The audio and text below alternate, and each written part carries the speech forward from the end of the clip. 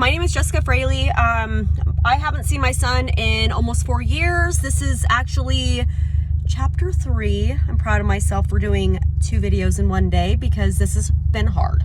Reliving past traumas and exposing it to the public has been very difficult, but at the same time, it's nice to get it out there, and hopefully my story will help other people someday so that maybe they will be able to speak out.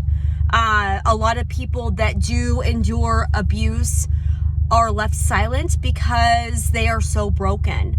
And through my story, you will see that I was broken temporarily, but through being broken, I have overcome and grown. And through that shattered glass is light that I am willing to share. So, like I said, I shared 2 chapters already. This is the 3rd one.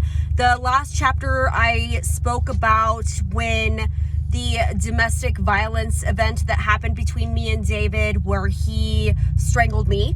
I did go to the courthouse and print off documents, which was fun. I absolutely cannot stand Klamath County Courthouse because before David, I had only been in there I've lived in Klamath County pretty much my whole life. I had only been in there maybe 3 times. So once or twice for my previous divorce from my daughter's dad, which was a pretty easy thing. Like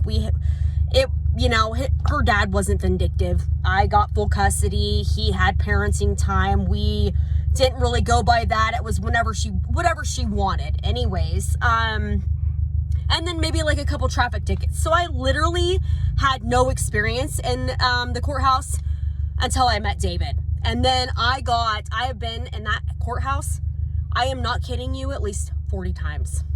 So, yeah, welcome to the system. So, all of this is public record. This case number is 131626CR.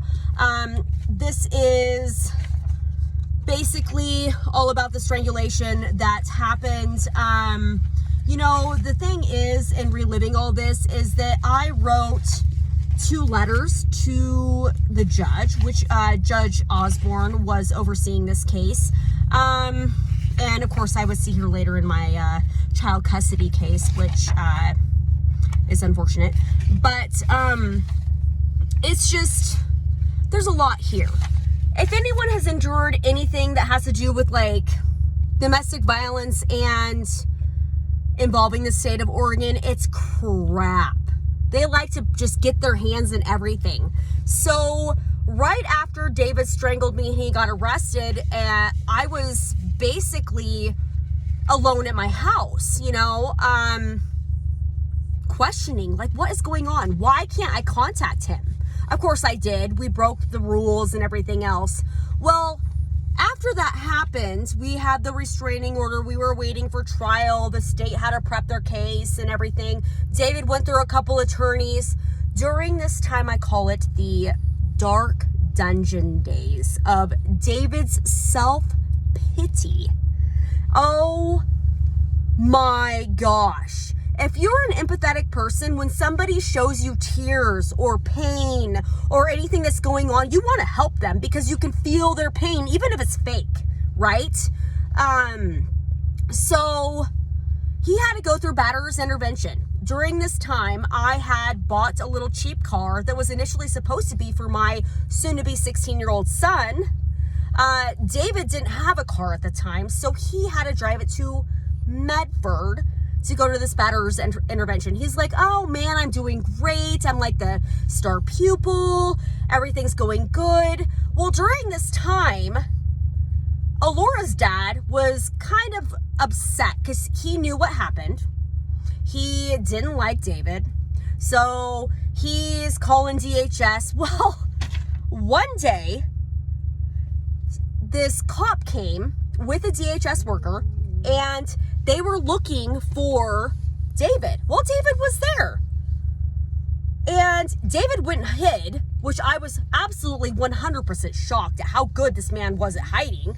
He goes and hides. They look in my fridge because, Lord forbid, I'm starving my kids. They don't even look at anything else. They look at the fridge for Pete's sake. You could be beating your kids, and they want to look in the fridge and make sure you have plenty of meat and other stuff.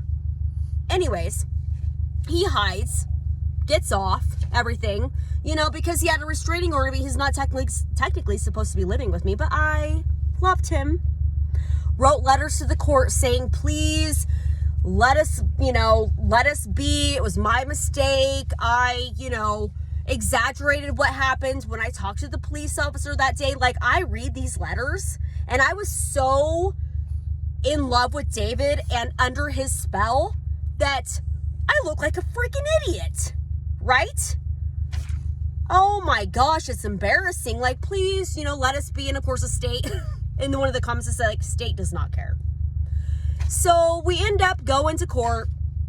I tell the story. I'm trying to lean on the side of, like, making David look better. And of course, they find that there was like an assault 4 on there too, which he should have got convicted of. I mean, he headbutted me. He drugged me through barbed wire, whatever. But they found in favor of strangulation. Strangulation is a misdemeanor. So you can go ahead and cut off someone's circulation and cause them to pass out.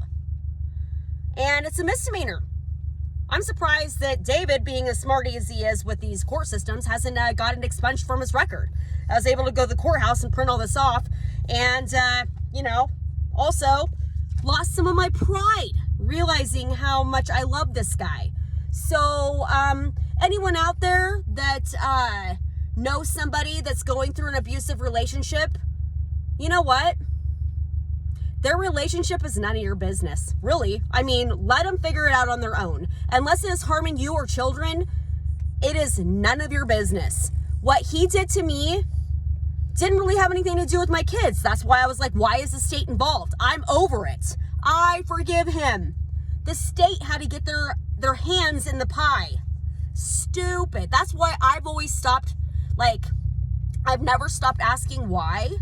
And that's why the court system and the legal system do not like me, because I'm like, why are you doing this? You're ruining people's lives and you don't care because it's a law, or if they don't follow the laws, they don't get in trouble.